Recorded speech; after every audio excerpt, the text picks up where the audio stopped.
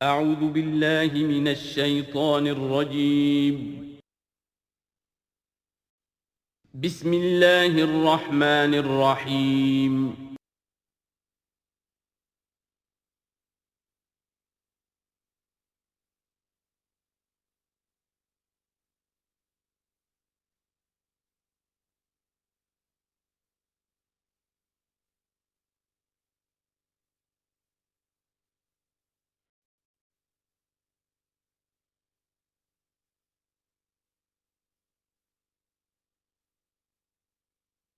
اعوذ باللہ من الشیطان الرجیم بسم اللہ الرحمن الرحیم یا ایہا الذین آمنوا لا تحرموا طیبات ما احل اللہ لکم ولا تعتدوا ان اللہ لا يحب المعتدین صدق اللہ العظیم۔ شرائع سماویہ میں کھانے پینے کی چیزوں میں حلت و حرمت، تحلیل و تحریم جو ہے یہ بہرحال ایک اہم موضوع ہے۔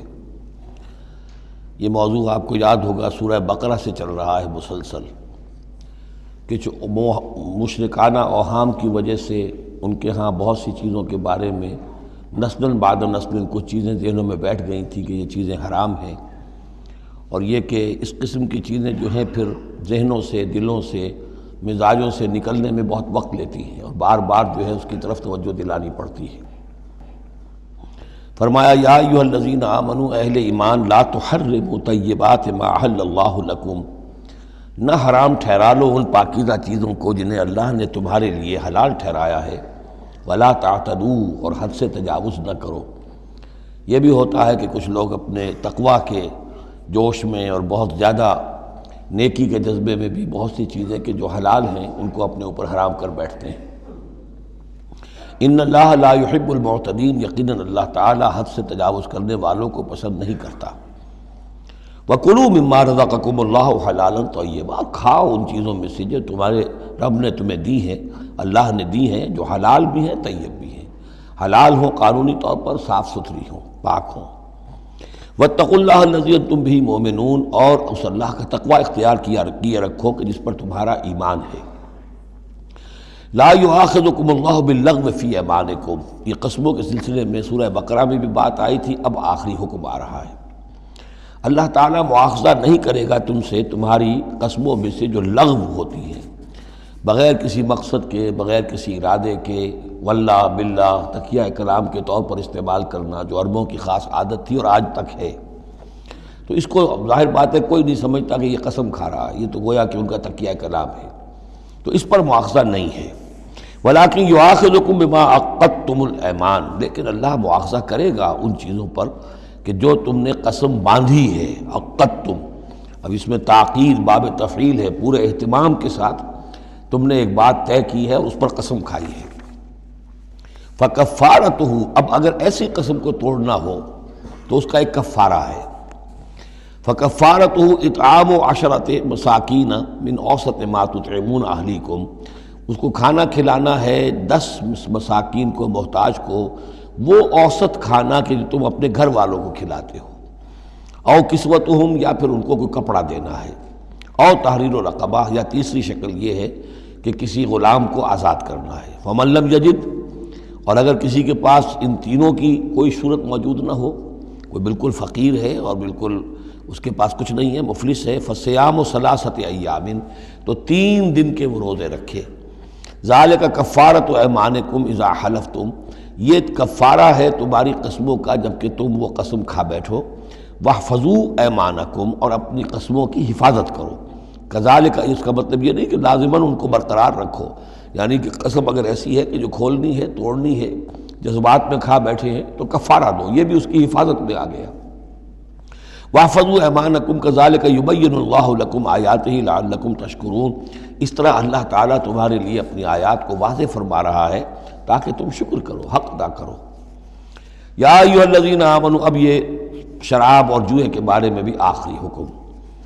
یا ایھا الذین آمنوا انما الخمر والمیسر والانصاب والازلام رجس من عمل الشیطان فاجتنبوہ لعلکم تفلحون، اہل ایمان، یقیناً شراب اور جوا اور بت اور پانسے یہ سب گندے کام ہیں، شیطان کے عمل میں سے ہیں۔ فاجتنبوہ، تو اس سے بچ کر رہو، لعلکم تفلحون، تاکہ تم فلاح پاؤ۔ تو شراب اور جوا تو پہلے بھی آ چکا ہے، لیکن انصاب اور ازلام وہ تقسیم کرتے تھے پانسوں کے ذریعے سے، اور پھر ازلام کے ذریعے سے ان کا وہ بھی ایک جوئے کی قسم بن جاتی تھی۔ تو ان تمام چیزوں کو جو ہے رجس من عمل الشیطان قرار دیا۔ انما یرید الشیطان ان یوقع بینکم العداوۃ والبغضاء، یقیناً شیطان تو یہ چاہتا ہے کہ ان چیزوں کے ذریعے سے تمہارے اندر دشمنی اور بغض پیدا کر دے۔ یہ بہت اہم بات ہے کہ شراب کے نشے میں بھی انسان چونکہ اپنا ہوش اور شعور کھو بیٹھتا ہے، تو اب اسے کچھ معلوم نہیں کیا بکواس اس نے کی ہے، کیا کر رہا ہے۔ اس سے بھی یہ ہے کہ بہت سے جھگڑے شروع ہو جائیں گے، فساد شروع ہو جائے گا۔ آپ کو معلوم ہے کہ بہت بڑے بڑے راز جو ہیں اس زمانے میں، بڑی بڑی حکومتوں کے، امپائرز کے، سپر پاورز کے، وہ شراب کے نشے میں جو ہیں وہ چرا لیے جاتے ہیں اور وہ راز نکل جاتے ہیں۔ تو اللہ تعالیٰ یہ ان چیزوں سے تمہیں بچانا چاہتا ہے، اور شیطان چاہتا ہے کہ تمہارے مابین عداوت اور بغض پیدا کر دے۔ اسی طریقے سے جوئے میں بھی چونکہ آدمی دیکھ رہا ہے، وہ کچھ اس نے ہارا، پھر کچھ اور ہارا، پھر کچھ اور ہارا، ایک وقت آتا ہے کہ پھر وہ برسٹ ہو جاتا ہے غصے میں اور وہ آگ بگولا ہو جاتا ہے، اس لیے کہ ظاہر بات ہے اسے نظر آ رہا ہے کہ جو مجھ سے جیت رہا ہے وہ کسی محنت کی وجہ سے نہیں جیت رہا ہے۔ اگر تو کوئی محنت ہو، کوئی کوشش ہو، کسی نے کمایا ہو، تو ظاہر بات ہے اسے انسان گرج نہیں کرتا کہ ٹھیک ہے اس نے محنت کی ہے اور اس نے مجھ سے یہ مزدوری لی ہے یا مجھ سے یہ کمائی حاصل کی ہے۔ لیکن یہ کہ ایک وقت آتا ہے کہ پھر جواری جو ہے وہ آپے سے باہر ہو جاتا ہے۔ انما یرید الشیطان ان یوقع بینکم العداوۃ والبغضاء فی الخمر والمیسر، شیطان تو یہ چاہتا ہے کہ اس شراب اور جوئے کے ذریعے سے تمہارے مابین دشمنی اور بیر پیدا کر دے، اور اس سے بھی آگے وَيَصُدَّكُمْ عَنْ ذِكْرِ اللَّهِ وَعَنِ الصَّلَاةِ، اور یہ کہ تمہیں روکے رکھے اللہ کی یاد سے اور نماز سے۔ یہ معاملہ بھی شراب کا تو بالکل واضح ہے، لیکن یہ کہ جوئے میں بھی یہ ہوتا ہے کہ ایک آدمی دفعہ اس میں لگ جائے تو پھر یہ ہے کہ وہاں سے نکلنا مشکل ہوتا ہے۔ جیسے تاش کا معاملہ ہے یا اور شطرنج ہے، یہ کھیل ایسے ہیں کہ جن کے اندر لگ کر پھر انسان جو ہے ان چیزوں سے غافل ہو جاتا ہے۔ فَهَلْ أَنْتُمْ مُنْتَهُونَ، تو اب باز آتے ہو یا نہیں؟ یہ انداز جو ہے یہ بڑا سخت ہے۔ اس میں پس منظر میں کیا ہے کہ تمہیں سب سے پہلی بات جو کہی گئی تھی یسألونک عن الخمر والمیسر قل فیہما اسم کبیر ومنافع للناس واسمہما اکبر من نفعہما، تو تمہیں سمجھ لینا چاہیے تھا، اسی وقت بات آ جانا چاہیے تھا۔ جو رخ تھا اللہ تعالیٰ کی جو مصلحت تھی، شریعت کا جو رخ تھا وہ تو واضح ہو گیا تھا۔ خیر چلیے اس پر بھی تم نے نہیں مانا، پھر اگلا قدم ہم نے اٹھایا اور کہا کہ اگر شراب کے نشے میں ہو تو نماز کے قریب نہ جاؤ۔ اس سے تو پھر اب پوری طریقے سے واضح ہو جانا چاہیے تھا کہ دین کی اہم ترین چیز جو ہے وہ نماز ہے، صلاۃ و عماد الدین، دین کا ستون ہے، اور یہ جو شے ہے وہ ہمیں نماز سے روک رہی ہے، تو تمہیں چھوڑ دینا چاہیے تھا۔ بہرحال اب یہ کہ آخری بات ہماری طرف سے آ گئی ہے، فَهَلْ أَنْتُمْ مُنْتَهُونَ، تو اب بھی باز آؤ گے کہ نہیں؟ وَأَطِیعُوا اللَّهَ وَأَطِیعُوا الرَّسُولَ، اور اطاعت کرو اللہ کی اور اطاعت کرو رسول کی صلی اللہ علیہ وسلم، وَاحْذَرُوا، اور بچتے رہو۔ فَإِن تَوَلَّيْتُمْ فَاعْلَمُوا أَنَّمَا عَلَىٰ رَسُولِنَا الْبَلَاغُ الْمُبِينُ، اور اگر تم پھر جاؤ گے، پیٹھ موڑ لو گے، ہمارے اس حکم سے سرتابی کرو گے، فَاعْلَمُوا، تو جان لو، أَنَّمَا عَلَىٰ رَسُولِنَا الْبَلَاغُ الْمُبِينُ، کہ ہمارے رسول پر تو ذمہ داری ہے صاف صاف پہنچا دینے کی۔ یہ حکم اللہ کا ہے، اللہ کا حکم پہنچانا رسول کے ذمہ تھا، رسول نے پہنچا دیا، اپنا کام کر دیا۔ اب معاملہ ہوگا اللہ کا اور تمہارا، اللہ تم سے نپٹے گا، تم سے حساب لے گا۔ یہ جو اب اگلی آیت آ رہی ہے یہ بھی قرآن مجید کے فلسفہ، حکمت اور دین کی بڑی گہری باتوں کے ضمن میں بہت بنیادی آیت ہے، اور اس کا پس منظر یہ ہے کہ جب شراب کے بارے میں اتنا سخت انداز آیا کہ یہ رجسن، گندے کام ہیں، عمل شیطان میں سے ہیں، باز آتے ہو کہ نہیں، تو بہت سے مسلمانوں کو تشویش ہو گئی کہ ہم جو شراب پیتے رہے، اتنا عرصے تک پیتے رہے، یہ گندگی تو ہماری ہڈیوں میں بیٹھ گئی ہوگی۔ آج کا کوئی شخص کہے گا کہ میرا شاید کوئی سیل بھی نہ ہو جسم کا کہ جس میں شراب کے اثرات نہ پہنچ گئے ہوں، تو میں کیسے پاک ہوں گا؟ کس طریقے سے یہ چیز جو ہے اب یہ گندگی میرے جسم میں سے دھلے گی؟ تو یہ تشویش جو ہے اس کو رفع کرنے کے لیے، جیسے تحویل قبلہ کے وقت تشویش ہو گئی تھی کہ 16 مہینے جو ہم نے نمازیں پڑھی، اگر اصل قبلہ تھا کعبہ اور ہم نمازیں پڑھتے رہے بیت المقدس کی طرف رخ کر کے، تو وہ نمازیں تو ضائع ہو گئی، اور نماز ہی تو ایمان ہے۔ وَمَا كَانَ اللَّهُ لِيُضِيعَ إِيمَانَكُمْ، نہیں اللہ تعالیٰ تمہارے ایمان کو ضائع کرنے والا نہیں ہے۔ ایسے ہی یہاں ان کی دلجوئی کے لیے فرمایا لَيْسَ عَلَى الَّذِينَ آمَنُوا وَعَمِلُوا الصَّالِحَاتِ جُنَاحٌ فِيمَا طَعِمُوا، ان لوگوں پر جو ایمان لائے اور جنہوں نے نیک عمل کیے کوئی گناہ نہیں ہے اس میں جو کچھ پہلے کھا پی چکے. کسی شے کی حرمت کے قطعی حکم کے آنے سے پہلے جو کچھ کھایا پیا گیا جبکہ اس کی حرمت کا اعلان نہیں ہوا تھا تو اس کا کوئی گناہ ان پر نہیں رہے گا. یہ کوئی ان کی ہڈیوں میں بیٹھ جانے والی شے نہیں ہے. یہ مورل لا ہے, یہ فزیکل لا نہیں ہے. فزیکل لا میں تو ہوتا ہے کہ کچھ چیزوں کے اثرات جو ہیں وہ دائمی ہو جاتے ہیں. مورل لا میں تو یہ ہے کہ بڑے سے بڑا گناہ ہو, کوہ احد جتنے گناہ ہوں, صدق دل سے توبہ کی جائے سب صاف ہو جائیں گے. التائب من الذنب کمن لا ذنب لہ, گناہ سے حقیقی معنی میں توبہ کرنے والا بالکل ایسے ہے جیسے اس نے کبھی گناہ کیا ہی نہیں تھا. وہ تو نامہ اعمال جو ہے بالکل دھل جاتا ہے. لہذا اس تشویش کو اپنے قریب مت آنے دو. لیس علی الذین آمنوا وعملوا الصالحات جناح فیما طعموا, اب جو آ رہا حصہ, اذا اتقوا وآمنوا وعملوا الصالحات ثم اتقوا وآمنوا ثم اتقوا واحسنوا واللہ یحب المحسنین. جب تک کہ وہ تقوی کی روش اختیار کیے رکھیں اور ایمان لائیں اور نیک عمل کریں, پھر اور تقوی میں بڑھیں اور ایمان لائیں, پھر اور تقوی میں بڑھیں اور درجہ احسان پہ فائز ہو جائیں. واللہ یحب المحسنین, اور اللہ تعالیٰ محسنوں سے محبت کرتا ہے. یہ تین درجے ہیں اصل میں. ایک درجہ اسلام ہے, اللہ کو مان لیا, رسول کو مان لیا اور اس کے احکام پر چل رہے ہیں. ایک اس سے اوپر کا درجہ آ جاتا ایمان, کہ وہ یقین کے درجے میں قلب میں وہ ایمان اتر گیا ہو اب. اور جب یہ ایمان قلب کے اندر اتر گیا ہے, وَلَٰكِنَّ اللَّهَ حَبَّبَ إِلَيْكُمُ الْإِيمَانَ وَزَيَّنَهُ فِي قُلُوبِكُمْ, تو اب انہی اعمال میں, نماز پہلے بھی پڑھ رہا تھا, اب نماز کی اور شان ہوگی, اس کی بھی اور کیفیت ہوگی, اس کی زندگی کے اندر ایک نیا رنگ آ جائے گا. صبغۃ اللہ ومن احسن من اللہ صبغہ.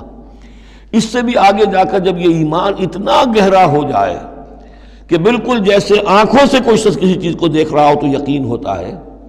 ان تعبد اللہ کانک تراہ فإن لم تکن تراہ فإنہ یراک. جب یہ کیفیت ہو جائے کہ تم اللہ کی بندگی کرو, اللہ کے لیے جہاد کرو, عمل کرو, بھاگ دوڑ کرو, اللہ کا تقوی اتنا ہو جائے کہ جیسے کہ تم اللہ کو اپنی آنکھوں سے دیکھ رہے ہو, تو یہ درجہ احسان ہے.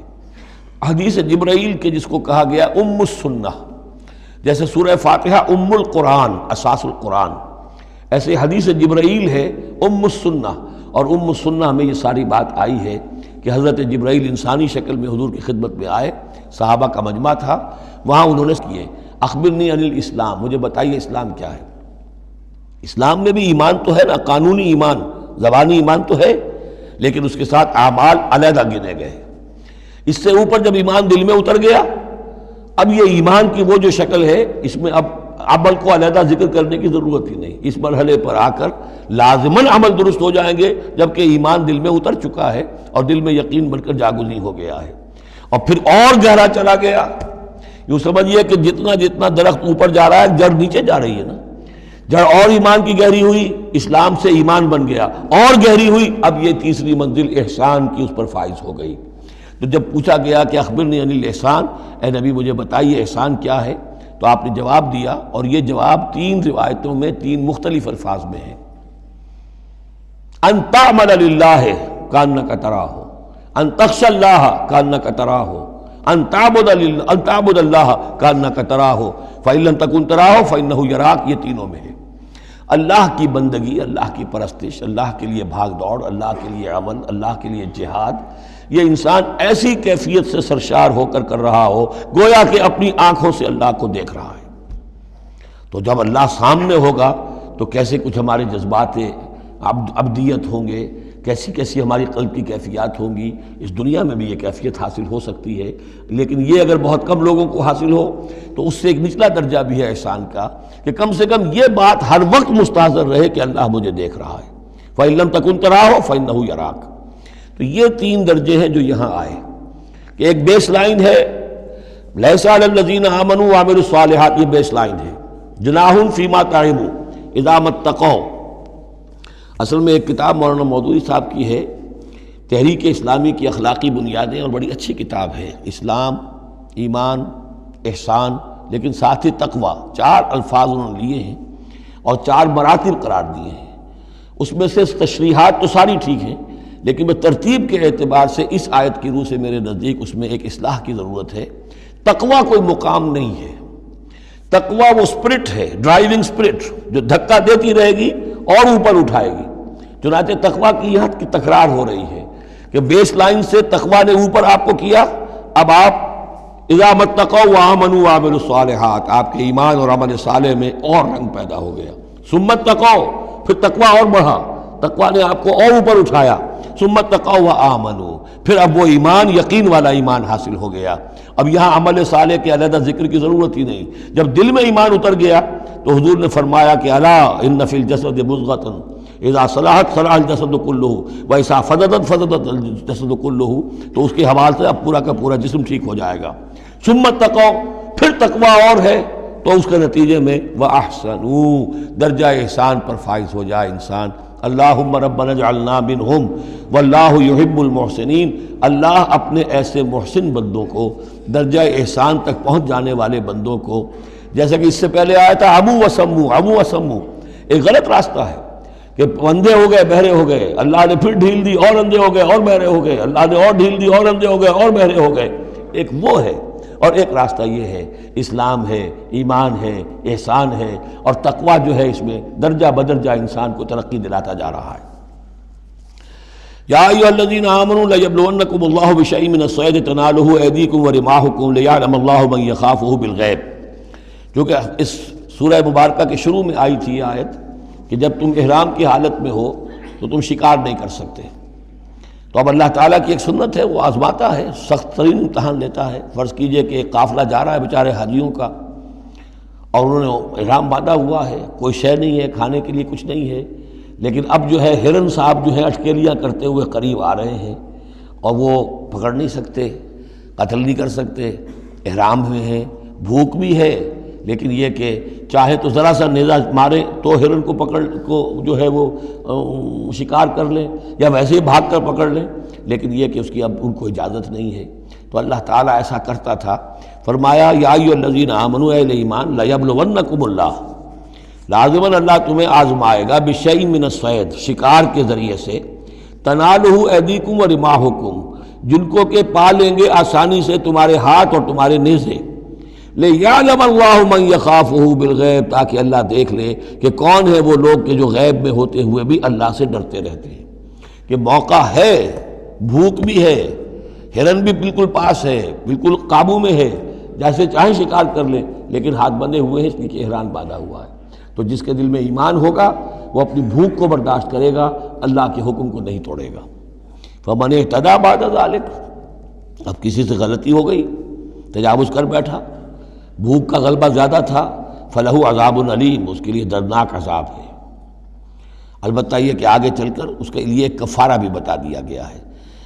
یا ایھا الذین آمنوا لا تقتلوا الصید وانتم حرم، دیکھو اہل ایمان، جب تم احرام کی حالت میں ہو تو کسی شکار کو قتل مت کرو۔ ومن قتلہ منکم، تو جو کوئی تم میں سے انہیں قتل کر بیٹھے، شکار کر بیٹھے، جان سے مار بیٹھے، متعمدن، جان بوجھ کر، فجزاء مثل ما قتل من النعم، تو پھر اس کا کفارہ ہوگا ویسا ہی ایک حیوان، ویسا ہی ایک چوپایا اللہ کی راہ میں صدقہ کیا جائے، اور وہ اس کا گویا کہ کفارہ بنا دیا جائے۔ کیسا ہے کہ اگر آپ نے ہرن مارا ہے تو پھر بکری یا بھیڑ، نیل گائے اگر مار لی ہے تو پھر گائے، اسی طریقے سے جس قسم کا، جس سائز کا اور جس اسٹیچر کا آپ نے وہ حیوان جو ہے شکار کیا، اسی کا اسے ایک برابر کا چوپایا دینا ہوگا۔ فجزاء مثل ما قتل من النعم یحکم بہ ذوی عدل منکم، دو آدمی تمہارے جو ہوں معتبر، وہ چاہیے کہ وہ اس کی گواہی دے کہ ہاں یہ جانور جو اس نے شکار کیا ہے یہ اس کے برابر ہو جائے گا۔ ہدیم بالغ الکعبہ، اور یہ ہدی ہوگی اب یہ جانور، کعبے تک اس کا پہنچنا ہے، کعبے کی نظر ہوگا یہ، او کفارۃ، یا پھر اس کا ایک کفارہ اور بھی ہے، طعام و مساکین، کچھ مساکین کو کھانا کھلانا، صدقہ فطر کے حساب سے ہے یہ جو فقہا نے لکھا ہے، او عدل ذالک صیامن، یا اتنے ہی روزے رکھنا۔ وہ بھی دیکھنا ہوگا کہ جانور جو تھا، بکری تھی، ہرن تھا، کتنے آدمی اس کو کھا سکتے تھے، اتنے آدمیوں کو کھانا کھلاؤ، یا پھر اتنے دن کے جو ہے وہ عدل ذالک صیامن روزے رکھو، لیذوق وبال امرہ، تاکہ وہ اپنے کیے کا کی سزا جو ہے وہ پالے۔ عف اللہ عما سلف، اللہ معاف کر چکا ہے جو کچھ کے پہلے ہو چکا۔ ومن عادا، لیکن جو پھر ابھی دوبارہ کرے گا، اعادہ کرے گا، فینتقم اللہ منہ، تو اللہ تعالیٰ اس سے انتقام لے گا۔ واللہ عزیز انتقام، اور یقیناً اللہ تعالیٰ زبردست ہے، انتقام لینے والا، بدلہ لینے والا۔ احل لکم صید البحر وطعامہ متاعا لکم، البتہ یہ کہ اگر کشتیوں کے ذریعے سے، جہازوں کے ذریعے سے حاجی لوگ آ رہے ہوں تو ان کے لیے چھوٹ ہے، وہ احرام کی حالت میں بھی جو مچھلی ہے اس کا شکار کر سکتے ہیں۔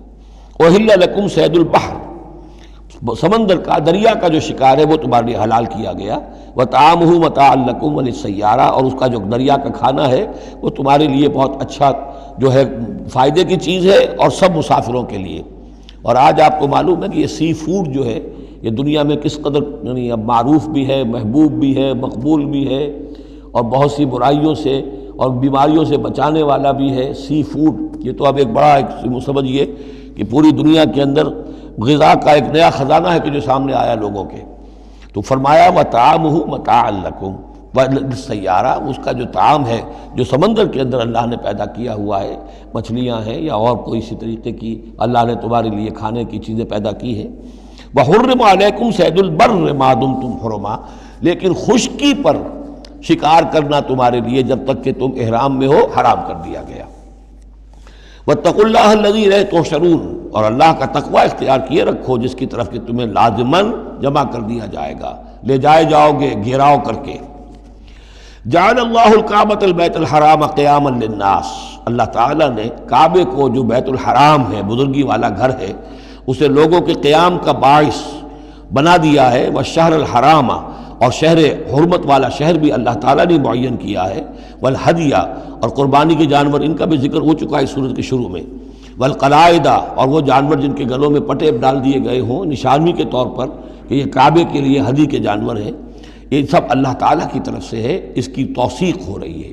یعنی یہ کوئی تمہاری جاہلیت کی روایات نہیں ہے، یہ چیزیں جو ہیں کعبے کی حرمت اور عظمت، اسی طریقے سے شہر حرام، اسی طریقے سے ہدی کے جانور، اور وہ کہ جن کے گلوں میں پٹے پڑے ہوئے ہوں ہدی کے جانور ہونے کے اعتبار سے۔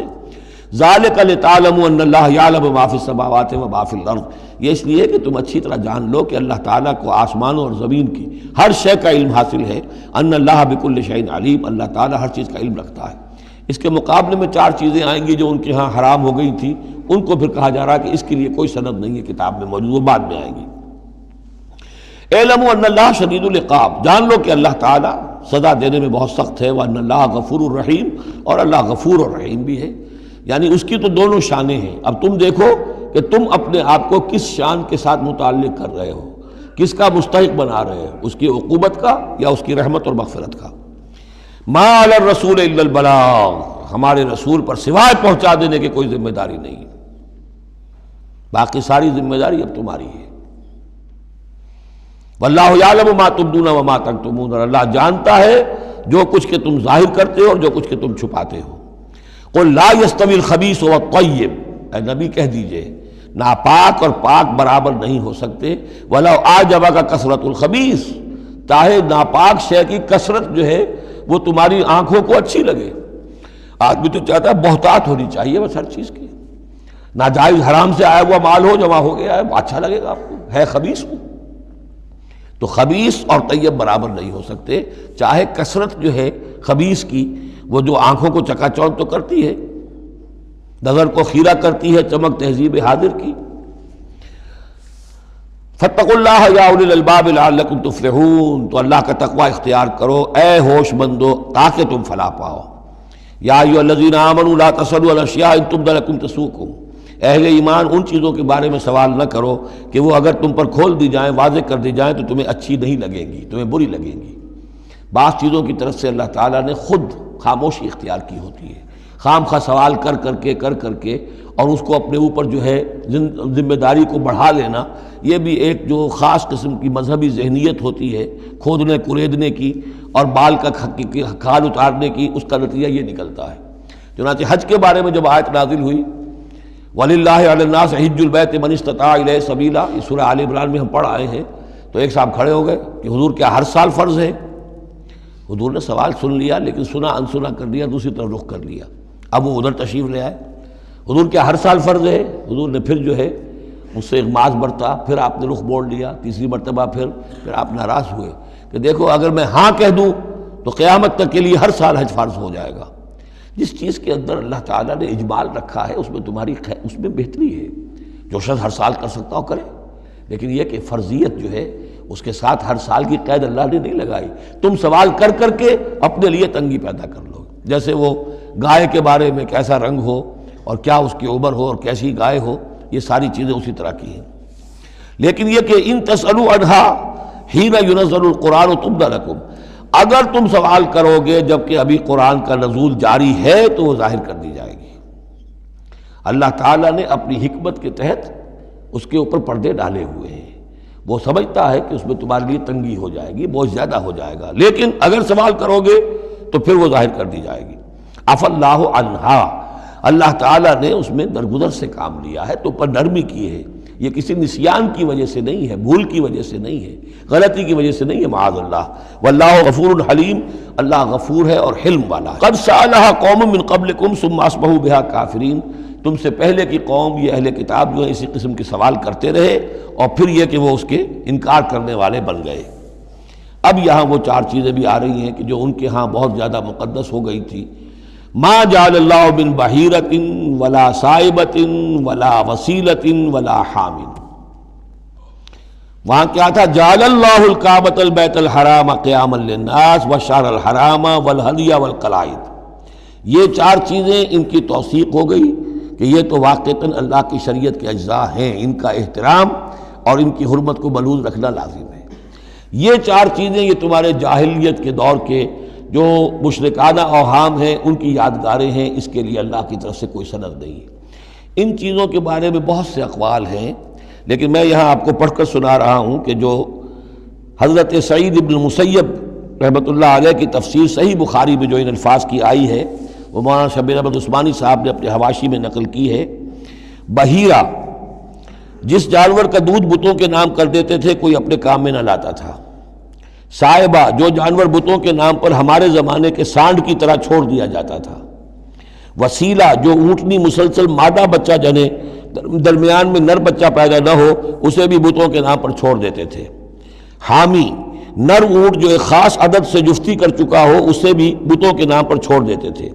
تو ان کو چھوڑ دیتے تھے کہ اب یہ کسی کوئی ان کو ہاتھ نہ لگائے، کوئی ان سے استفادہ نہ کرے، نہ ان کا گوشت کھایا جا سکتا ہے، نہ ان سے کوئی خدمت لی جا سکتی ہے، یہ محترم ہو گئے. تو اس کے لیے فرمایا ما جعل اللہ من بحیرۃ ولا صائبۃ ولا وصیلۃ ولا حام ولکن الذین کفروا یفترون علی اللہ الکذب.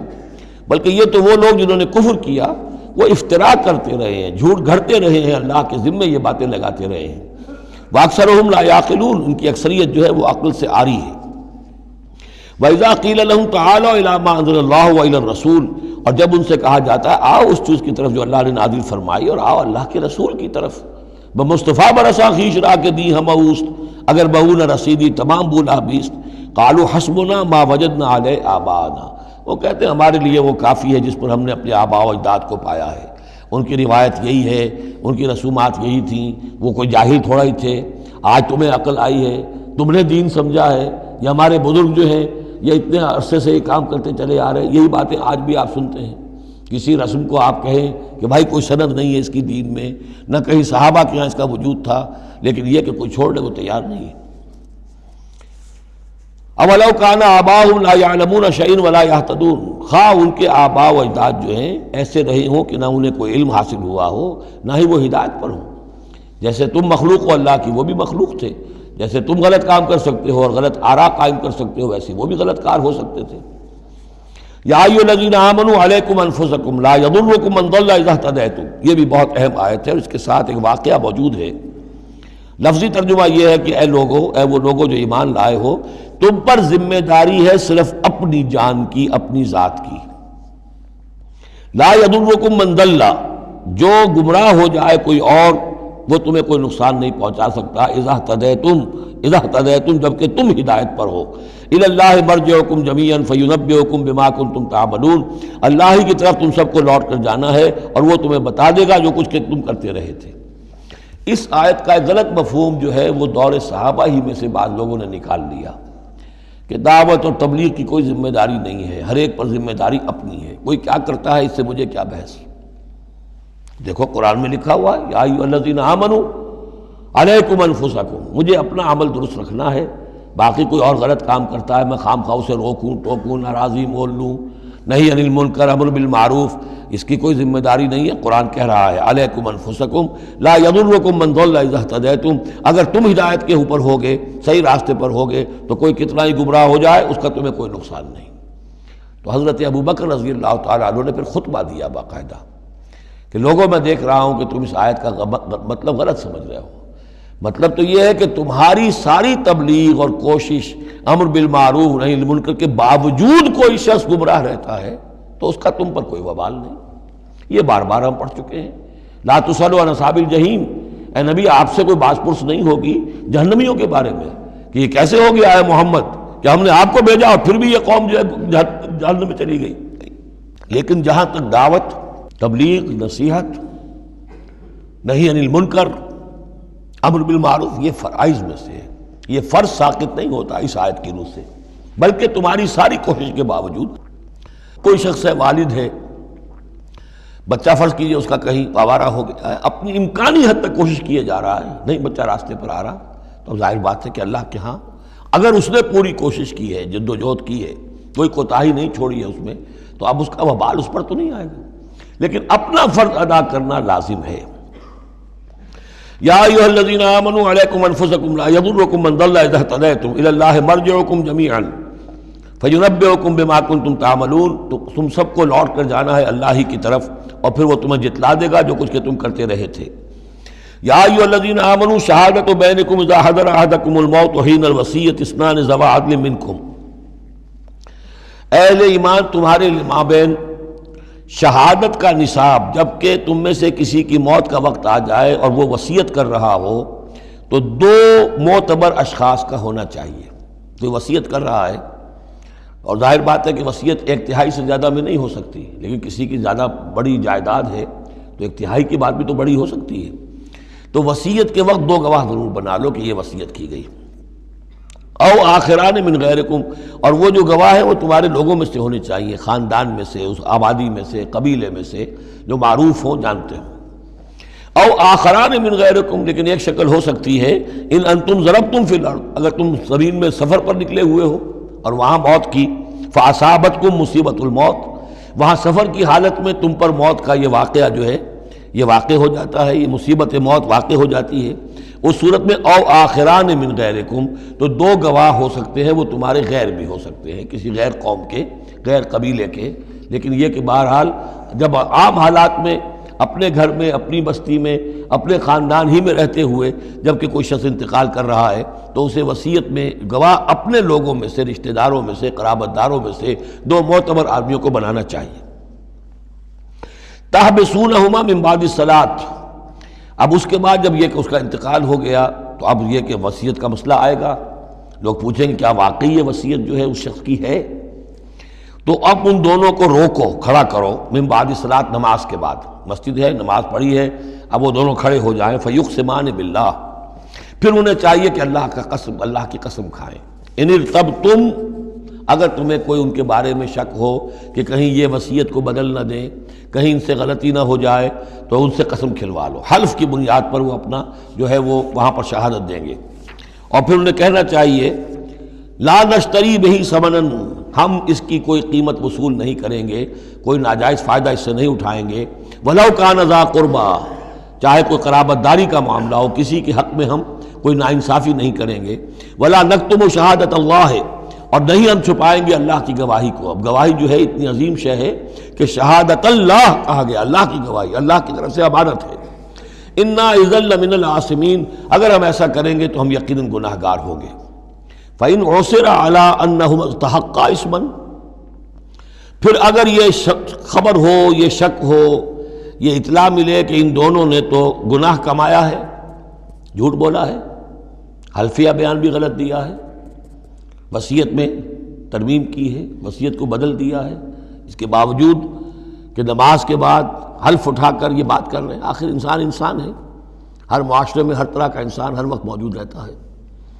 فآخران یقومان مقامہما، تو اب دو اور لوگ کھڑے ہوں جو کہ ان کی جگہ پر اب کھڑے ہوں، من الذین استحق علیہم الاولیان، کہ جن کے حق کو تلف کیا ہے ان پہلوں نے، وہ کھڑے ہوں گے اب کہ ہمارا حق یہ لوگ تلف کر رہے ہیں، وصیت کے اندر انہوں نے خیانت کی ہے۔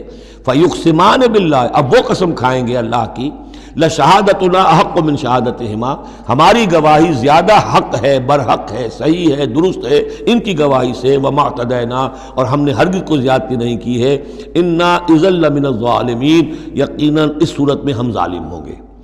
ذالک ادنا، یہ طریقہ کار قریب تر ہے اس سے، ان یاتوا بالشہادۃ علی وجہہا، کہ لوگ شہادت کو بالکل صحیح فیس ویلیو پر پیش کریں، کیونکہ انہیں یہ معلوم ہوگا کہ ہم نے جھوٹی قسم کھا بھی لی، تب بھی جو دوسرا فریق ہے وہ بھی اگر قسم اٹھا گیا تو ہماری وہ جھوٹی قسم جو ہے وہ بھی ضائع ہو جائے گی، لہذا وہ پھر اس کی ہمت نہیں کریں گے۔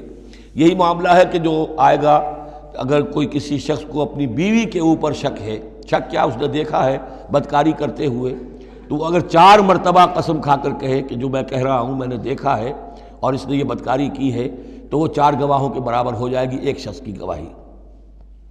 لیکن یہ کہ اس کا جواب بھی یہ ہے کہ بیوی بھی اگر 4 مرتبہ قسم کھا کر کہہ دے کہ یہ جھوٹ بول رہا ہے، مجھ پر تہمت لگا رہا ہے، تو اس کی جو گواہی ہے وہ ساقط ہو جائے گی۔ تو یہ دونوں طرف سے اللہ تعالیٰ نے بیلنس کیا ہے کہ تاکہ یہ دونوں امکانات موجود رہیں۔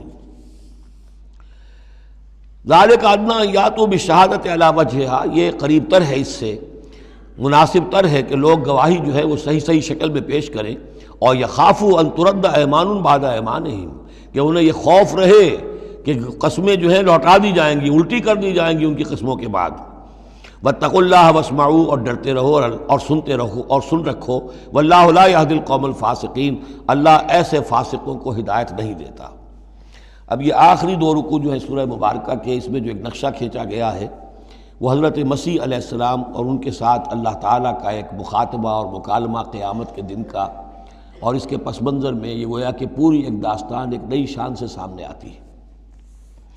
یوم یجمع اللہ الرسل، اس دن کا تصور کرو جس دن اللہ تعالیٰ تمام رسولوں کو جمع کرے گا۔ فیقول ماذا اجبتم، اور پوچھے گا آپ لوگوں کو کیا جواب ملا تھا، آپ کی قوموں نے کیا معاملہ کیا آپ کے ساتھ۔ قالوا لا علم لنا، وہ کہیں گے ہمیں کچھ معلوم نہیں، اللہ تعالیٰ کی جناب میں زبان کھولنے سے بچیں گے۔ انک انت علام الغیوب، اللہ تو سب کچھ جاننے والا ہے، غیبوں کا جاننے والا ہے، علام الغیوب ہے، تمام چھپی باتوں کا جاننے والا ہے، تیرے تجھ پر منکشف ہے۔ اذ قال اللہ یا عیسی ابن مریم، اب خاص پیشی جو ہے وہ ہو رہی ہے حضرت عیسیٰ ابن مریم کی۔ وہ دنیا میں پوجے گئے، اللہ کے بیٹے بنائے گئے، ثالث و ثلاثہ قرار دیے گئے، لہذا اب ان کو جو شرمندگی اٹھانی پڑے گی اللہ تعالیٰ کے سامنے، اس کا نقشہ کھینچا گیا ہے۔ اذ قال اللہ یا عیسی ابن مریم اذکر نعمتی علیک، اور جب کہے گا اللہ تعالیٰ کہ اے مریم کے بیٹے عیسیٰ ذرا میرے ان انعامات کو یاد کرو جو تم پر ہوئے، وعلی والدتک، اور تمہاری والدہ پر ہوئے، اذ ایدتک بروح القدس، جبکہ میں نے تمہیں مدد پہنچائی، تائید کی تمہاری روح القدس سے، جبرائیل کے ذریعے سے، تکلم الناس فی المہد وکہلا، تم نے گفتگو کی لوگوں کے ساتھ، پگھوڑے میں بھی، گود میں بھی، انفینسی میں بھی، اور کہلن، اور پوری طریقے سے جوان اور پورے طریقے سے ایک ایڈلٹ کی حیثیت سے بھی۔ وَإِذْ عَلَّمْتُكَ الْكِتَابَ وَالْحِكْمَةَ وَالتَّوْرَاةَ وَالْإِنْجِيلَ، اب وہ الفاظ آگے آل عمران والے، اور یاد کرو ہمارے اس احسان کو جب میں نے تمہیں سکھائی کتاب بھی اور حکمت بھی، یعنی تورات بھی اور انجیل بھی، درمیان کا واو یعنی کے معنی میں آئے گا، واو تفسیر۔ وَإِذْ تَخْلُقُ مِنَ الطِّينِ كَهَيْئَةِ الطَّيْرِ بِإِذْنِي، اور یاد کرو جب کہ تم بناتے تھے گارے سے پرندے کی ایک شکل میرے حکم سے، فَتَنفُخُ فِيهِ فَتَكُونُ طَيْرًا بِإِذْنِي، پھر تم اس میں پھونک مارتے تھے تو وہ ایک اڑتا ہوا پرندہ ہو جاتا تھا میرے حکم سے۔ وَتُبْرِئُ الْأَكْمَحَ وَالْأَبْرَصَ بِإِذْنِي، اور تم اچھا کر دیتے تھے مادرزاد اندھے کو بھی اور کوڑھی کو بھی میرے حکم سے۔ وَإِذْ تُخْرِجُ الْمَوْتَىٰ بِإِذْنِي، اور جب کہ تم مردے کو کھڑا کر دیتے تھے، چلنے والا بنا دیتے تھے، بِإِذْنِي، میرے حکم سے۔ وَإِذْ كَفَفْتُ بَنِي إِسْرَائِيلَ عَنْكَ، اور یاد کرو میرے اس احسان کو کہ میں نے بنی اسرائیل کے ہاتھ روک لیے تم سے، ان کے ہاتھ تم تک نہیں پہنچنے دیے۔ یہ وہی واقعہ ہو گیا کہ حضرت مسیح گرفتار نہیں ہوئے۔ حضرت مسیح کو عین اس وقت جب کہ وہ پولیس والے داخل ہوئے باغ میں، 4 فرشتے اترے ہیں اور لے کر آسمان پر چلے گئے۔ وَإِذْ كَفَفْتُ بَنِي إِسْرَائِيلَ عَنْكَ، میں نے ہاتھ روکے رکھے بنی اسرائیل کے تجھ سے۔ اِذْ جِئْتَهُم بِالْبَيِّنَاتِ، جب تم ان کے پاس آئے کھلے معجزوں کے ساتھ۔ فقال الذین کفروا منہم، تو کہا ان لوگوں نے جنہوں نے ان میں سے کفر کیا، ان ھذا الا سحر مبین، نہیں ہے یہ تو بالکل کھلا یقیناً ان ھذا الا نہیں ہے یہ مگر کھلا جادو۔ وَإِذْ أَوْحَيْتُ إِلَى الْحَوَارِيِّينَ، اور پھر ذرا یاد کرو میرے اس احسان کو کہ میں نے اشارہ کر دیا، دل میں ڈال دیا وحی کی حواریین کی طرف۔ یہ وحی خفی، حواریین کو ظاہر بات ہے وحی جلی جو ہے، وحی نبوت تو نہیں آ سکتی، لیکن جیسے کہ شہد کی مکھی کے لیے وحی کا لفظ آ گیا ہے، آسمانوں کو وحی کی اللہ تعالیٰ نے، تو یہ وحی خفی ہے۔ وَإِذْ أَوْحَيْتُ إِلَى الْحَوَارِيِّينَ، اور جب میں نے اشارہ کیا، الہام کر دیا حواریین کو، ان آمنوا بی وبرسولی، ایمان لاؤ مجھ پر بھی اور میرے رسول پر بھی۔ قالوا آمنا واشہد بأننا مسلمون، اور انہوں نے کہا کہ ہم ایمان لائے اور اے عیسیٰ آپ بھی گواہ رہیے کہ ہم اللہ کے فرما برداروں میں سے ہیں۔ اذ قال الحواریون، اور ذرا یاد کرو اس واقعے کو جب کہ حواریین نے یہ کہا، یا عیسیٰ ابن مریم، اے عیسیٰ مریم کے بیٹے، هل تستطيع ربک، کیا آپ کے رب کو یہ قدرت حاصل ہے، ان ينزل علینا مائدۃ من السماء، کہ ہم پر آسمان سے ایک دسترخوان اتر آئے۔ قال اتقوا اللہ ان کنتم مؤمنین، تو عیسیٰ نے کہا کہ اللہ کا تقوی اختیار کرو اگر تم ایمان رکھتے ہو، ایسی دعائیں نہیں کرنی چاہیے، ایسے مطالبے نہیں کرنے چاہیے۔ قالوا نريد ان ناکل منها، انہوں نے کہا نہیں، ہم چاہتے ہیں کہ آسمان سے ایک خوان اترے اور اس میں ہمارے لیے غذا ہو اور ہم اس میں سے کھائیں۔ وتطمئن قلوبنا، اور ہمارے دل بالکل مطمئن ہو جائے۔ یعنی وہ ایسی بات ہو گئی جیسے حضرت ابراہیم نے کہا تھا ارنی کیف تحیی الموتی، اس طرح کا کوئی مشاہدہ وہ بھی مانگ رہے تھے۔ وَنَعْلَمَ، اور ہمیں یہ معلوم ہو جائے پوری طریقے سے، ان قد صدقتنا، کہ آپ نے جو باتیں بھی ہم سے کہی ہیں بالکل سچی ہیں، کسی شک و شبے کی کوئی گنجائش نہیں۔ وَنَكُونَ عَلَيْهَا مِنَ الشَّاهِدِينَ، اور ہم ان تمام باتوں پر پورے گواہ بن جائیں، ہمیں وہ یقین کامل حاصل ہو جائے کہ پھر ہم آپ کی جانب سے جب تبلیغ کریں لوگوں کے اندر تو ہمارے اپنے دل میں کہیں کسی شک و شبے کا کوئی کانٹا چبھا ہوا باقی نہ رہ گیا ہو۔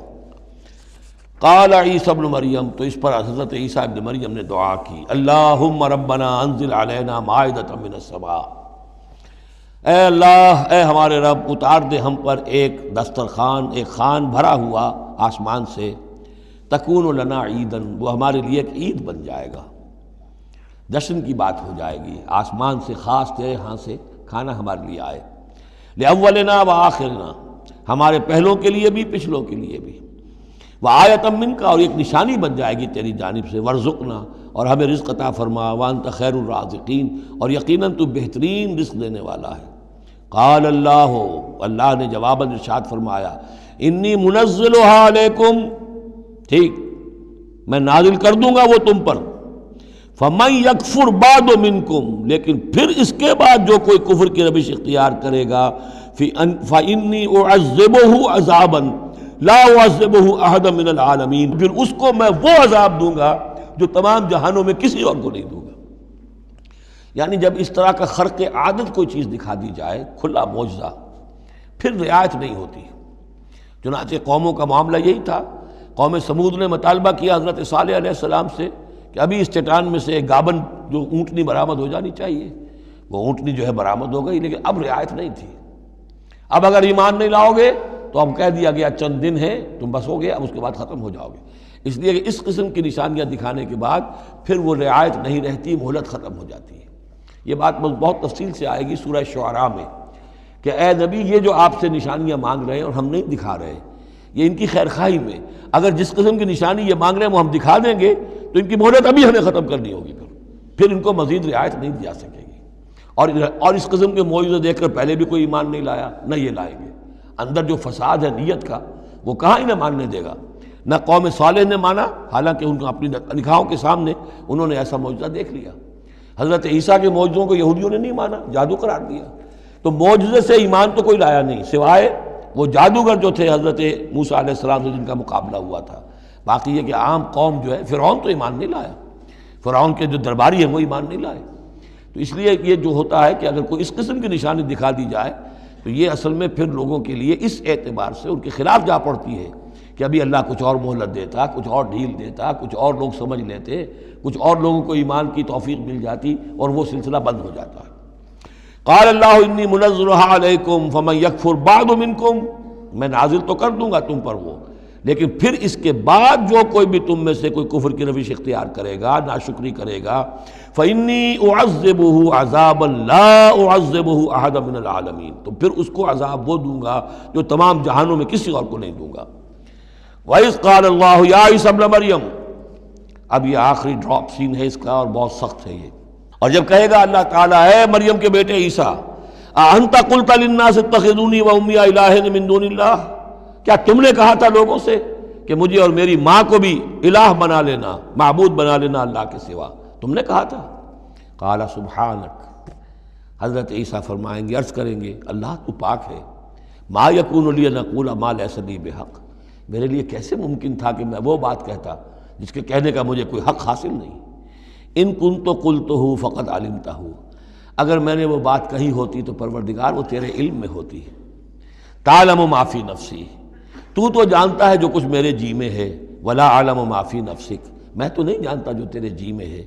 انک انت علام الغیوب، یقیناً تو تمام غیبوں کا جاننے والا ہے، حقیقت تیری نگاہ کے سامنے تو موجود ہے. ما قلت لہم، میں نے ہرگز ان سے کچھ نہیں کہا، الا ما امرتنی بہ، مگر وہی کچھ جس کا کہ تو نے مجھے حکم دیا تھا.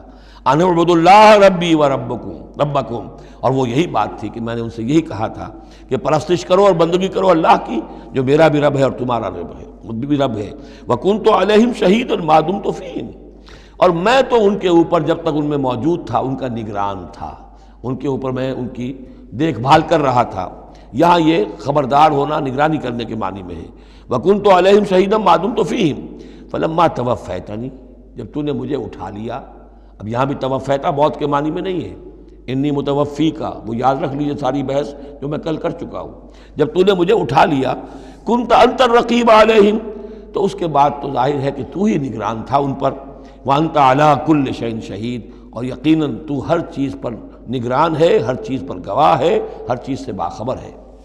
ان تعذبہم فانہم عبادک، اگر تو انہیں عذاب دے تو وہ تیرے بندے ہیں، تجھے کل اختیار حاصل ہے، جس طرح چاہے عذاب دے. وَإِن تغفر لَهُمْ، اور اے اللہ اگر تو انہیں بخش دے، فَإِنَّكَ أَنْتَ الْعَزِيزُ الْحَكِيمُ، تو تو زبردست ہے، حکمت والا ہے. یہ بہترین انداز ہے، میں درخواست بھی ہے، معافی کی درخواست بھی ہے. وہ اپنی شفقت، رافت نوع انسانی کے حق میں انبیاء کے اندر جو ہوتی ہے، لیکن اس سے آگے بڑھ کے بھی نہیں کہہ سکتے. مقام عبدیت یہی ہے، العبد عبد وان ترقى والرب رب وان تنزل، اختیار تیرا ہے. ان تعذبہم فانہم عبادک، اے اللہ تو اگر انہیں عذاب دے تو تیرے بندے ہیں، تیری مخلوق ہیں. وان تغفر لہم، اور اگر تو معاف فرمانا چاہے تو تجھ سے تو کوئی بات پرس نہیں کر سکتا، کوئی جواب طلبی نہیں کر سکتا کہ تو نے کیسے معاف کر دیا. وان تغفر لہم فانک انت العزیز الحکیم، تجھے ہر اختیار حاصل ہے، تو زبردست ہے، حکمت والا ہے. قال اللہ ھذا یوم ینفع الصادقین صدقہم، اللہ فرمائیں گے، اب جیسے میں نے ڈراپ سین کہا تھا، یہ پوری پیشی جو ہے اس کا آخری نقشہ کیا ہوگا. اللہ فرمائے گا یہ آج کا دن وہ ہے جس دن سچوں کو ان کی سچائی فائدہ پہنچائے گی. قال اللہ ھذا یوم ینفع الصادقین صدقہم، ان کا صدق ان کے حق میں مفید ہوگا. لہم جنات تجری من تحتہا الانہار خالدین فیہا ابدا، ان کے لیے باغات ہیں جن کے دامن میں ندیاں بہتی ہوں گی، ان میں وہ ہمیشہ ہمیش رہیں گے. فیہا ابدا، رضی اللہ عنہم ورضوا عنہ، اللہ ان سے راضی ہو گیا اور وہ اللہ سے راضی ہو گئے. یہ آخری مقام ہے، رضامندی باہمی، اللہ تم سے راضی، تم اللہ سے راضی. رضی اللہ عنہم ورضوا عنہ، ذالک الفوز العظیم، اور یہی ہے بہت بڑی کامیابی. للہ ملک السماوات والارض، اللہ ہی کے لیے ہے آسمانوں اور زمین کی بادشاہی. وما فیہن، اور جو بھی ان سب میں ہے اس کی بادشاہی، اس کا اختیار اسی کے ہاتھ میں ہے. وہو علی کل شیء قدیر، اور وہ ہر چیز پر قادر ہے. یہاں اللہ کے فضل و کرم سے سورہ انعام، سورہ مائدہ ختم ہوئی. نوٹ کر لیجئے سورہ نساء پر پہلی منزل ختم ہو گئی تھی. سورہ مائدہ پر مکی اور مدنی جو سورتوں کے گروپ سے ان کا پہلا گروپ ختم ہو گیا. ایک مکی سورت سورہ فاتحہ، اگرچہ حجم میں بہت چھوٹی، مانن بہت عظیم، پورے قرآن کے ہم وزن. وَلَقَدْ آتَيْنَاكَ سَبْعًا مِّنَ الْمَثَانِي وَالْقُرْآنِ الْعَظِيمِ، یہ سورہ ہجر میں آیت پڑھیں گے اور اس کے بارے میں یہی رائے ہے مفسرین کی کہ یہ سورہ فاتحہ کے بارے میں. لیکن چار یہ عظیم ترین صورتیں جو ہیں جو مدنیات ہیں، بقرہ، آل عمران، نساء اور مائدہ، اور دو دو کے جوڑوں کی شکل میں. ان کا عمود کیا تھا ایک تو شریعت آسمانی مکمل، نمبر 2 اس میں اہل کتاب سے گفتگو، رد و قضا، ان پر الزام، انہیں دعوت، وہ سارا جو کچھ تھا، ان کی غلط باتوں پر تنقید، ان کی غلط عقائد کی نفی، ان کی تاریخ کے اندر جو جو اہم واقعات ہیں ان کا تذکرہ، پھر اس کے نتیجے میں ان کا معزول کیا جانا اس منصب سے جس پر وہ 2000 برس سے فائز تھے، امت محمد صلی اللہ علیہ وسلم کا فائز کیا جانا، یہ بھی آخری درجے میں اس گروپ میں یہ بات مکمل ہو گئی۔ اگلا گروپ میں نے پہلے ہی دن آپ کو بتایا تھا کہ اس اعتبار سے بڑا متوازن ہے، اس میں 2 سورتیں مکی ہیں، 2 مدنی ہیں۔ الانعام الاعراف مکیات، الانفال التوبہ مدنیات۔ ان میں جو تقسیم ہے، جو مکیات ہیں اور مدنیات ہیں اس گروپ کی، اس میں سارا معاملہ ہے مشرکین عرب کے ساتھ۔ اب آپ یہ محسوس کریں گے سورہ انعام کو پڑھتے ہوئے کہ جیسے ایک بالکل نئے ماحول میں آ گئے ہیں۔ ہم 4 روز سے جو پڑھ رہے تھے سورہ بقرہ، سورہ آل عمران، سورہ نساء، سورہ مائدہ، منافقین سے باتیں اور یہودیوں سے، نصارہ سے، ان سے، اب یہاں جو ہے ساری باتیں ہوں گی مشرکین عرب سے۔ یہ مکی صورتیں ہیں، ابھی وہاں نفاق نہیں تھا، منافقت کا کوئی ذکر بھی نہیں ملے گا آپ کو۔ ابھی اہل کتاب کا تذکرہ تو آپ کو مل جائے گا سورہ انعام کے اندر، سورہ اعراف میں، لیکن کوئی ان سے گفتگو نہیں، کوئی براہ راست خطاب نہیں۔ تو میں نے اس کے لیے اپنے ذہن میں ایک چیز رکھی ہوئی ہے کہ یہ 2 جنتیں ہیں قرآن مجید کے اندر، وَلِمَنْ خَافَ مَقَامَ رَبِّهِ جنتان۔ ایک قرآن مجید کی مکی جنت ہے، ایک قرآن مجید کی مدنی جنت ہے۔ مدنی جنت کی ہم سیر کر رہے تھے، یہ 4 دن سے ہم یہ 4 صورتیں جو پڑھ رہے تھے، یہ در حقیقت یہ مدنی قرآن ہے، مدنی جنت ہے، اس کی ہم نے سیر کی ہے۔ اب مکی قرآن میں ہم داخل ہوں گے، اور اس میں یہ جو 2 صورتیں ہیں یہ حضور کے جو قیام مکہ کا دور ہے اس کے تقریباً آخری زمانے کی ہے۔ یہ گویا کہ اس اعتبار سے مشرکین جو تھے عرب کے اور جو بنی اسماعیل تھے ان پر اتمام حجت اسی طور سے، جس طور سے کہ اہل کتاب پر اتمام حجت ہے ان مدنی صورتوں میں، اسی طور پر مشرکین عرب پر، بنی اسماعیل پر اتمام حجت ان 2 صورتوں میں ہے۔ پھر ان میں ایک بڑی پیاری تقسیم ہے۔ مکی صورتوں میں چونکہ ظاہر بات ہے کہ اہم ترین مضمون ایمان کا ہوتا ہے، اللہ کو مانو، اللہ کی نعمتوں کا اقرار کرو، اللہ کے رسول کو مانو، اور ان میں جو استدلال ہوتا ہے وہ شاہ ولی اللہ دہلوی رحمۃ اللہ علیہ کی اصطلاحات کے حوالے سے آپ کو بتا رہا ہوں کہ 2 طریقے سے اللہ تعالیٰ توحید کی طرف لوگوں کو لاتا ہے۔ التذکیر بآلاء اللہ، اللہ کے احسانات، اللہ کی عظمت، اللہ کی نشانیاں، اللہ کی قدرت، اللہ کی صناعیاں، یہ تو آیات آفاقیہ، آیات انفسیہ، اور اللہ کے احسانات تم پر، ان کی نعمتوں کا تذکرہ، اس کو کہتے ہیں التذکیر بآلاء اللہ، اللہ کے احسانات اور اس کی قدرت کے جو کرشمے ہیں ان کے حوالے سے یاد دہانی، تذکیر۔ اللہ تعالیٰ کا ایمان ہمارے اندر ہے، ڈورمنٹ ہے، بالقوہ ہے، سویا ہوا ہے، اسے جگانے کے لیے یہ آیات قرآنیہ آتی ہیں، اسے ایکٹیویٹ کرنے کے لیے، وہ پوٹینشیل ایمان ایکچوئل ایمان بن جائے، لیکن اس کے لیے تذکیر ہے، یاد دہانی۔ اس تذکیر کا ایک پہلو ہے التذکیر بآلاء اللہ، اللہ کی نعمتوں، اس کی صناعیوں، اس کی قدرتوں کے حوالے سے اللہ کی ایمان کی دعوت۔ ایک ہے التذکیر بایام اللہ، اللہ کے دنوں کے حوالے سے۔ اللہ کے دنوں میں سب سے بڑے دن وہ ہیں جن میں اللہ تعالیٰ نے بڑی بڑی قوموں کو تہس نہس کر دیا۔ پوری قوم نوح غرق کر دی گئی، پوری قوم عاد برباد کر دی گئی، نسیا منسیہ، پوری قوم سمود ختم کر دی گئی، چند ساتھی اہل ایمان اور وقت کے رسول بچا لیے گئے۔ ایک کشتی پر حضرت نوح اور ان کے ساتھی، محدود چند اہل ایمان، باقی پوری نوع انسانی اس وقت تک اتنی ہی تھی، ختم ہو گئی۔ اس طرح قوم عاد پوری ختم ہو گئی، حضرت ہود اور چند لوگ بچا لیے گئے۔ قوم سمود پوری ختم ہو گئی، حضرت صالح اور چند اہل ایمان بچا لیے گئے۔ قوم شعیب پوری ختم ہو گئی، مدین کے لوگ، صرف حضرت شعیب اور ان کے چند ساتھی بچا لیے گئے۔ عمورہ اور صدوم کی بستیاں برباد کر دی گئیں، صرف حضرت لوط علیہ السلام اور ان کی بیٹیاں وہاں سے نکل سکی ہیں، باقی پوری قوم ختم ہو گئی۔ تو یہ ایام اللہ، آل فرعون غرق کر دیے گئے۔ یہ اللہ کی سنت رہی ہے کہ جب بھی کبھی اس نے کسی قوم کی طرف رسول کو بھیجا، نبی نہیں، رسول، جب رسول بھیج دیا گیا اب اگر قوم نے رسول کو رد کر دیا تو پھر اس کے ساتھ رعایت نہیں ہے، پھر وہ قوم ختم کر دی جائے گی، گویا کہ ثابت ہو گیا ان میں کوئی خیر نہیں ہے۔ جیسے آپ کسی باغ میں سے پتے وتے جھاڑ جھکاڑ جمع کر کے آگ لگا دیتے ہیں تو گویا کہ یہ دنیا کے باغ کے اندر اب یہ جھاڑ جھکاڑ ہے، ان میں کوئی خیر رہا ہی نہیں۔ نبی کے رسول کے آنے کے بعد بھی یہ لوگ جو ہیں ان کی آنکھیں نہیں کھلی تو معلوم ہوا کہ اب ان کے اندر کوئی خیر نہیں ہے، تو ان کو ختم کر دیا جائے اور زمین کو پاک کر دیا جائے، یہ زمین کا بوجھ ہے، زمین کے لیے گندگی ہے، پاک کر دیا جائے۔ یہ ایام اللہ ہے جن کا ذکر قرآن مجید میں بار بار آتا ہے۔ اس کے علاوہ ایام کا معاملہ پھر ایک ابتدا ہے، ازل کے اندر کیا ہوا ہے وہ بھی تو یوم ہی ہے نا، ٹائم کے حوالے سے، اور پھر کیا ہوگا ابد میں، آخرت میں کیا ہوگا۔ یہ جو ہے سلسلہ تخلیق اور ازلی حقائق، اور پھر یہ کہ بعث بعد الموت، اور پھر کیا ہونا ہے عالم برزخ میں، اور پھر کیا ہونا ہے عالم آخرہ میں، اور پھر کیا ہوگا وہاں پر اصحاب جنت بھی ہوں گے، اصحاب جہنم بھی ہوں گے، اور وہ بھی ہوں گے کہ جو درمیان میں ہوں گے۔ تو یہ تمام چیزیں جو ہیں یہ آئیں گی سورہ اعراف کے اندر۔ تو یہ تقسیم ہے توحید کے موضوع پر، یہ دونوں صورتیں بہت جامع، لیکن اول سورہ انعام کے اندر التذکیر بآلاء اللہ، اور ثانیاً سورہ اعراف اس میں آئے گی التذکیر بایام اللہ، اس کا سب سے بڑا مضمون جو ہے وہ اس پر مشتمل ہے۔